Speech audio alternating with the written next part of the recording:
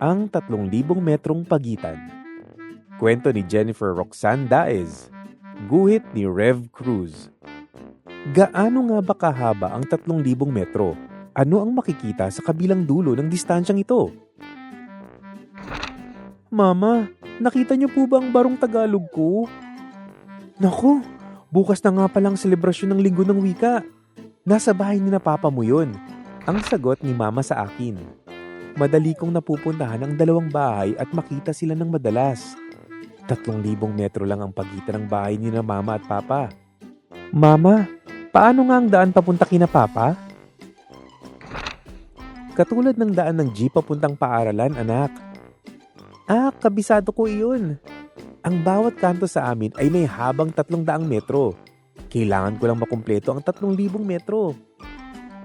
Ang isang kanto hanggang sa palengke ay 300 metro. Tapos ang daang kanto pagliko ay may haba na 600 metro hanggang sa simbahan. May 900 metrong layo na.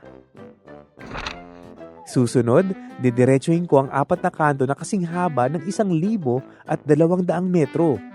Kung idadagdag ito sa 900 metro na nalagpasan ay mayroon ng 2,100 metro. Malapit na!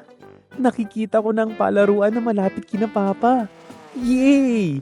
Ibig sabihin ay 3 kanto na lang na kasing haba ng 900 metro. Kapag pinagsama-sama lahat ay 3,000 metro nga. Andito nga ang barong Tagalog na hanap ko. Teka. Bago ako umalis, para madali ko ring maalala paano bumalik sa bahay namin ni mama, mabuting iguhit ko ng mapa para rito. Dala ang aking barong Tagalog, nagpaalam na ako kina papa. Magkita-kita po tayo ni na mama sa paaralan bukas. Gamit ang mapa na aking ginuhit, nakauwi ako sa bahay namin ni mama. Araw na ng pagtatanghal.